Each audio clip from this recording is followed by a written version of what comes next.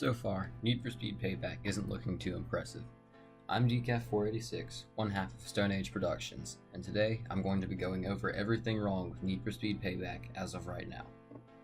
When Ghost published an article hinting at what was to come in the 2017 installment of Need for Speed, for which the title Payback had not yet been announced, one of the biggest items they stressed was the improvement of police from 2015, including the return of rhinos.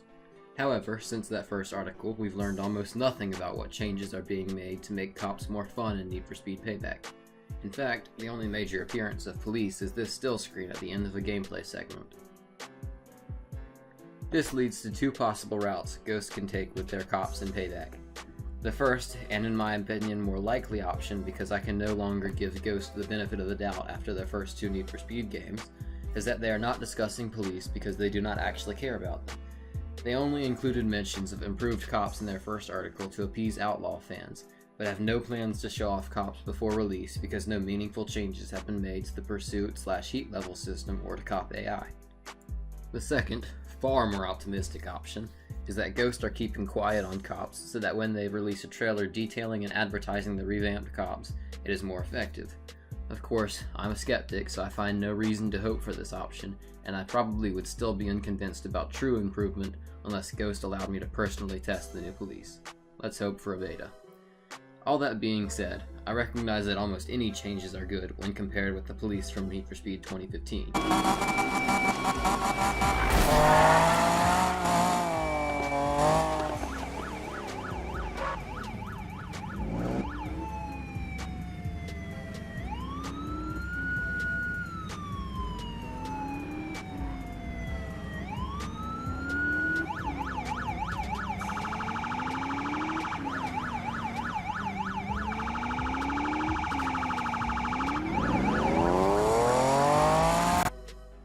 Let's hope for a Payback beta, so we can all see for ourselves whether cops can deliver the experience Need for Speed fans deserve.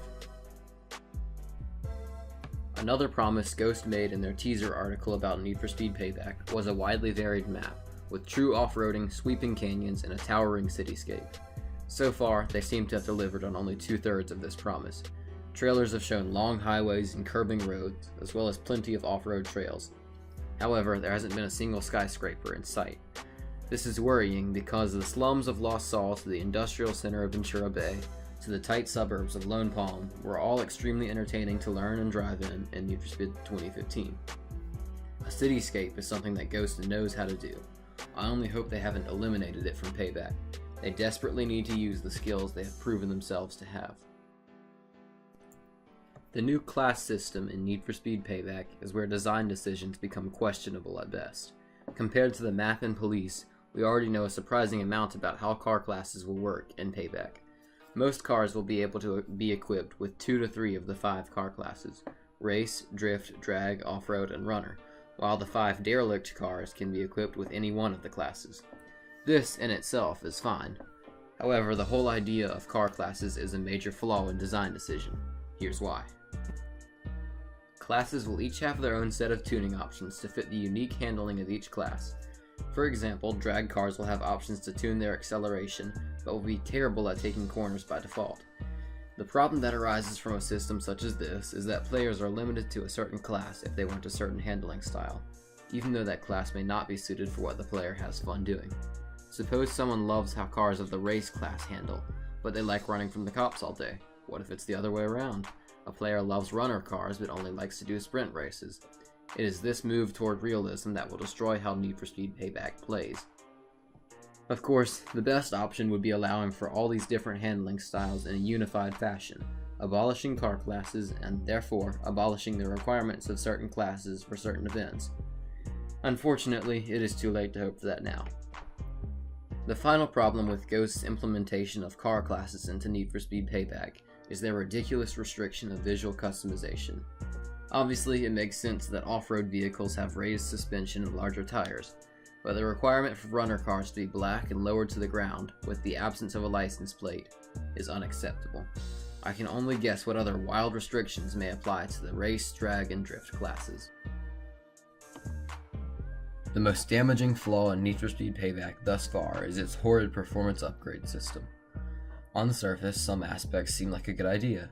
awarding free parts at the end of races to be equipped or sold, increasing bonuses in areas of performance as a reward for equipping parts of the same manufacturer, and a simple 6-category system are all welcome improvements and additions. However, it only gets worse from there.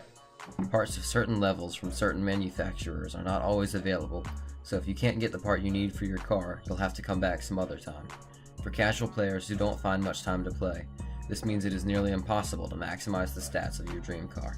For more serious players, this means they will have to check back constantly and depend on the RNG gods to give them that one part they need to compete. In Need for Speed 2015, at least we knew we could fully upgrade a car when we bought it as long as we had the money. Who would have thought that was a luxury not to be taken for granted? What this ridiculous RNG upgrade system will do is ruin the pace and variety of Need for Speed Payback. Players looking for the right performance parts will have to constantly check back at the upgrade shop. With the removal of fast travel to important locations like this, players casual and competitive alike will be forced to spend insane amounts of time just driving back and forth to see if that one part they need is available. Because it is so hard to find the perfect upgrades for a car, players will instead resort to purchasing supercars that they know are guaranteed to fit their standards. If Ghost wants to eliminate any semblance of car diversity and tuner culture their game may allow, this upgrade system is certainly the most effective way to do it. That's everything we found wrong with Need for Speed Payback before we've even played the game. There is still hope, but every day we allow Ghost to continue work uninterrupted, we miss our opportunity to make Payback the best game it can be. If we missed anything, if you have anything to add to this, if you have suggestions to improve the game, or if you want to have a friendly discussion, whether you agree or disagree, please let us know in the comments.